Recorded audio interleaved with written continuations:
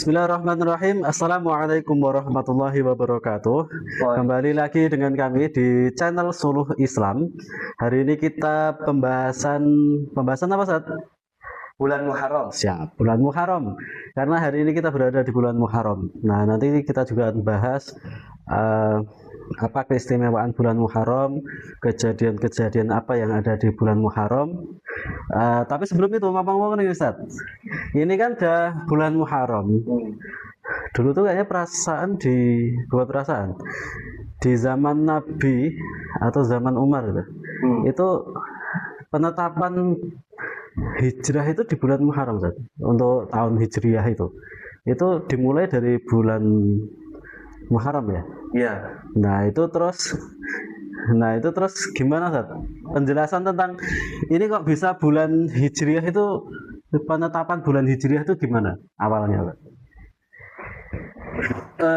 Sahabat Suluh Islam, sebelum kita membahas terkait dengan peristiwa, kemudian juga awal mula bulan Muharram itu ditetapkan, perlu juga kita pahami bahwa bulan Muharram itu termasuk bulan yang mulia, atau biasa juga disebut dengan Ashurul Hurum, bulan-bulan yang mulia di sisi Allah Subhanahu wa taala, sebagaimana yang Allah sampaikan di dalam Qur'annya itu di surat At-Taubah ayat 36, bahwasannya bulan itu kan terdiri dari 12 bulan.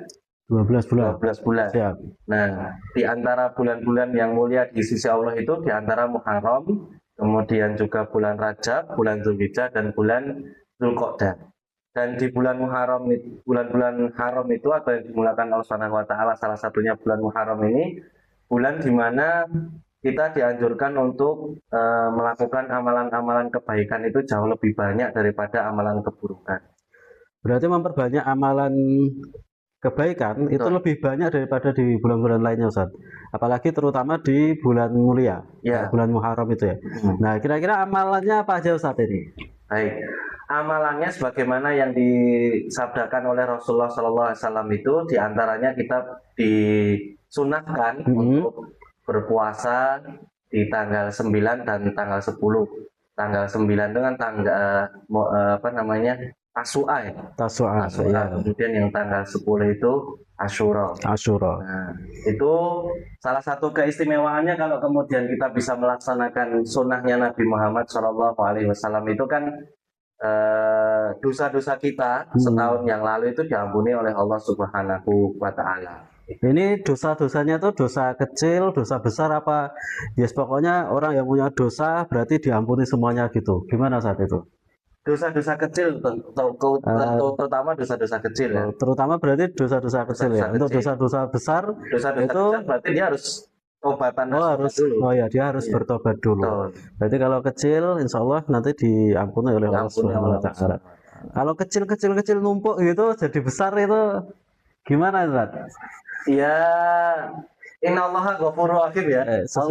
Allah maha pengampun. Allah maha pengampun. Selama kemudian hambanya itu mau betul-betul minta ampun sama Gusti Allah, ya pasti nanti Allah Subhanahu wa taala akan mengampuni dosa-dosanya. Luar biasa. Insya Allah nanti diampuni ya. Jadi kayak bahkan orang yang punya dosa besar pun, yang banyak itu, kayak kisah seorang pembunuh yang 99 pembunuh itu, itu juga diampuni sama Ustadz ya, kayak sama Allah ya. Iya. Itu ceritanya gimana, Ustadz, detailnya tuh? Itu kan kisahnya yang kita pelajari kan, seorang yang membunuh berpuluh-puluh orang gitu ya, sampai kemudian 99. Tapi itu hadisnya sahih ya? Hadisnya sahih. Jadi menggambarkan kepada kita bahwa Allah itu betul-betul mengampuni hambanya kalau memang seorang hamba itu ya benar-benar mau bertobat kepada Allah Subhanahu wa taala.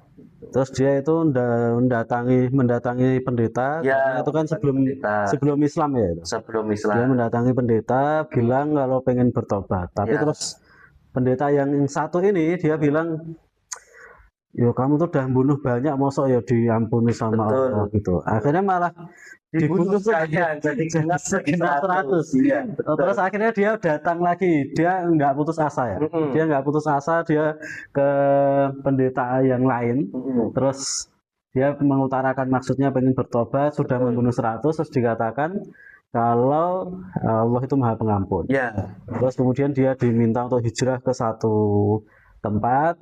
Nah, ketika dia menuju ke sana meninggal. Akhirnya malaikat berebut. Berebut. Ini mau masuk mana, ini mau neraka atau surga sih? Terus akhirnya diukur dari jarak. Ternyata dia lebih dekat kepada jarak yang kebaikan. Kebaikannya Akhirnya dia sangat dimasukkan ke surga itu ya. Nah, ini tadi kan hijrah, Ustaz. Ngomong-ngomong tentang hijrah. Ini kan juga bulan Hijriah. Betul. Artinya penetapan tahun Hijriah itu memang tahun pertama itu bulannya itu diawali dengan Muharram ya. Muharram. Nah, ngomong-ngomong tentang hijrah nih saat ini kan penetapan tahun Hijriah itu dimulai masa Umar. Masa Umar. Waktu itu masa Umar itu jadi ada beliau tuh nemu surat. Suratnya itu ada tulisannya bulan Sya'ban. Jadi bulan Sya'ban terus dilihat tuh. Tapi Sya'ban ini tahun berapa gitu? Karena nggak ada yang tahu. Nah, ini sudah tahun ini Sya'ban bulan tahun ini apa tahun kemarin atau tahun berapa? Nah, para sahabat itu juga bingung gitu ya. Karena beliau pas saat itu sudah khalifah. Akhirnya terus kemudian beliau kumpulkan para sahabat, terus dikumpulkan semuanya, terus diajak untuk menetapkan tahun Hijriah. Jadi kalau bulannya itu umat Islam itu udah punya. Jadi dari Muharram terus seterusnya itu sudah ada. Tapi untuk yang tahunnya itu akhirnya nggak pakai tahunnya orang-orang Romawi, Masehi atau orang Persia, tapi bikin sendiri. Akhirnya ditetapkan, oh ini kita pakai apa ya? Pakai dakwahnya, pakai hari lahirnya Nabi aja. Itu kan sempat gitu ya, Tat? Ini pakai tahun lahirnya Nabi aja. Terus oh jangan nanti kayak orang-orang Nasrani yang dia ambil tahunnya dari kelahirannya Isa dan sebagainya itu. Tapi kemudian diambil hijrah. Jadi momentum hijrah itu diambil sebagai titik awal untuk tahun bagi umat Islam. Nah, sehingga penetapannya Hijriyah gitu ya. Terus ini kita sedang berada di bulan Muharram. Nah, kira-kira ini mesti ada banyak peristiwa-peristiwa ya, Ustaz. Peristiwa-peristiwa di bulan Muharram, peristiwa-peristiwa besar. Nah, ini kira-kira peristiwanya apa aja, Ustaz? Tadi jelas satu yang disampaikan Ustaz Wahyu ya, peristiwa-peristiwa di antara bulan Muharram itu terkait dengan penetapan bulan Muharram itu sendiri di masa kekhalifahan Umar, gitu kan. Kemudian peristiwa yang kedua itu peristiwa di mana diselamatkannya Nabi Musa alaihissalam dari kejaran Firaun dan pasukannya, yang mana pada saat itu kan melewati lautan ya. Betul ya, melewati lautan yang dibelah tuh lautannya dibelah. Kemudian Nabi Musa dan para pengikutnya itu selamat, sedangkan Fir'aun dan para pengikutnya Fir'aun itu tenggelam. Maka diselamatkannya Nabi Musa alaihissalam itu di tanggal 10 Muharram. 10 Muharram. Makanya orang-orang Yahudi, karena kan garis keturunannya Nabi Musa alaihissalam dan pengikutnya rata-rata dari Yahudi ya, Bani Israel ya. Nah, makanya bentuk rasa syukur mereka dan senangnya mereka kan puasa Asyura. Puasa Asyura itu kan awal mula dari situ. Nah, kemudian Rasulullah SAW itu kan agar tidak menyerupai orang-orang Bani Israel pada saat itu, karena umat Islam juga umat Islam juga puasa Asyura ya, Ustaz? Betul, umat Islam juga ikut puasa Asyura, maka ditambahkan lah kan itu di puasa Tasu'a itu tanggal 9 Muharram. Itu untuk membedakan antara Yahudi dan kita umat Islam. Terus kira-kira peristiwa apa lagi, Ustaz, yang terjadi di di bulan Muharram? Yang paling fenomenal itu ya, kalau saya baca-baca gitu Kemudian juga bisa kita baca sejarah terkait dengan terbunuhnya cucunya Nabi Muhammad SAW, Husain ya. Oh, Husain. Husain itu kan juga Cucu yang kedua ya. cucu yang kedua. Setelah Kan Hasan. cucunya Nabi Muhammad kan ada dua kan, Hasan sama Husain. Husain.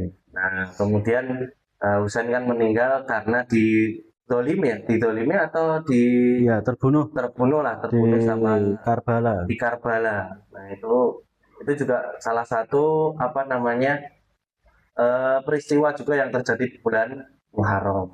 Tapi kalau sandarnya kapalnya Nabi Nuh itu juga di Muharram, Ustaz. Oh, di Muharram. Iya, sandarnya kapalnya Nabi Nuh. Nah, itu peristiwa-peristiwa ya di bulan Muharram. Ada banyak ya peristiwa-peristiwa besar. Sebenarnya banyak, ada juga beberapa kayak doa-doa para nabi, kejadian-kejadian para nabi kayak misalnya Nabi Adam salam dan sebagainya itu juga terjadi di bulan Muharram. Doa-doa itu ya. Doa-doanya dan sebagainya.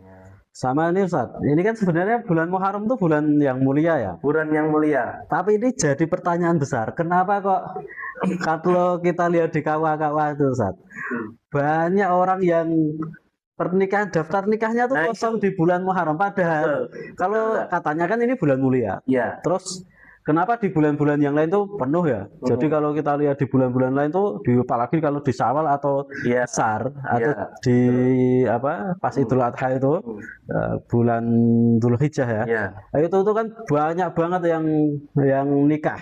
Sampai kita aja kalau dompetnya aduh ini kondangan lagi banyak banget itu.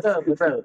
Nah, sedangkan tapi kalau di bulan Muharram hampir nggak ada itu yang nikah di bulan Muharram atau di bulan, kalau di Jawa Sasi Suro ya, di bulan Suro. Nah, itu kenapa Ustaz? Apakah itu ada yang salah atau gimana itu? Itu gimana itu menanggapi fenomena ini? Jadi Ustaz, kalau saya ya membuka wawasan diri gitu ya.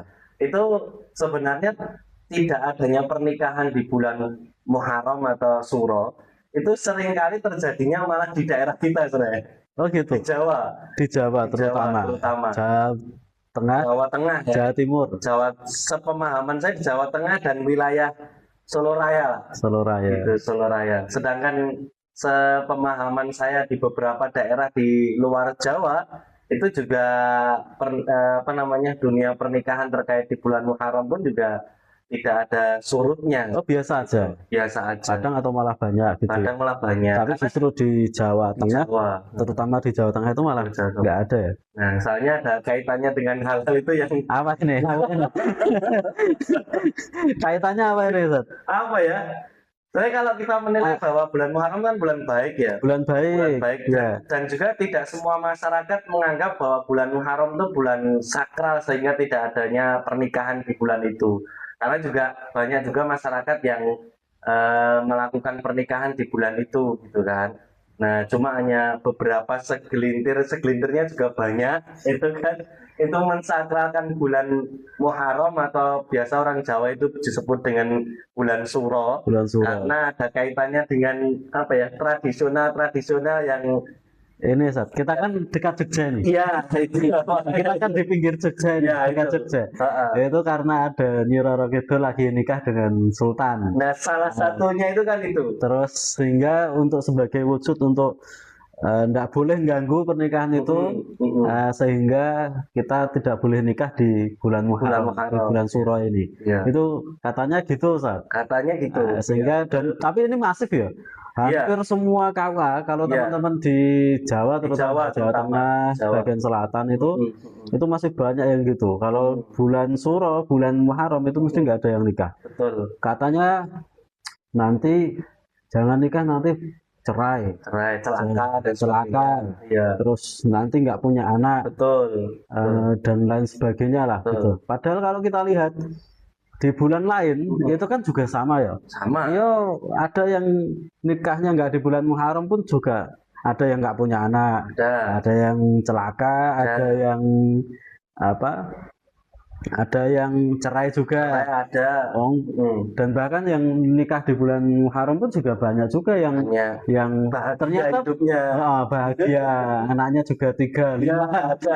Saya ada ya pengalaman dari salah seorang jamaah gitu kan, saat ada yang ngobrol-ngobrol santai gitu terkait dengan Muharram dan pernikahan gitu kan. Akhirnya beliau nyutup, saya nikah dulu juga di Muharram, saya nikah dulu disuruh anak saya sekarang 3 besar-besar semua. 3 besar semua. Dan sekarang ada yang di pondok, bahkan sekarang ada yang mau melanjutkan S2 dan sebagainya. Malah S2. Aslinya tuh juga ini tuh bulan baik ya. Bulan baik, sebenarnya bulan baik. Bulan baik. Jadi ini memang harus diluruskan ini sejarahnya, karena hampir semua kawan merata itu. Merata. Di berbagai kabupaten. Jadi nggak cuma di wilayah tertentu, cuma skopnya kecil, enggak, tapi ternyata memang luas. Memang luas ya. Nah, ini kayaknya juga harus jadi evaluasi kita ini. Udah nikah aja semua bulan baik. Semua bulan baik. Bulan Muharram bulan mulia. Nikah di bulan Muharram enggak masalah. Enggak masalah. Banyak yang bahagia. Anaknya banyak. Nah, itu betul Ustaz, betul. Nah, ini bulan Muharram gitu ya. Nah, ini kayaknya ini waktunya sudah mepet, Zat. Sudah waktunya undur diri. Nanti kita sambung lagi di podcast yang lainnya. Nanti di channel Suluh Islam. Saya pamit undur diri bersama Ustaz Galih. Ustaz Wahyu. Assalamualaikum warahmatullahi wabarakatuh. Waalaikumsalam.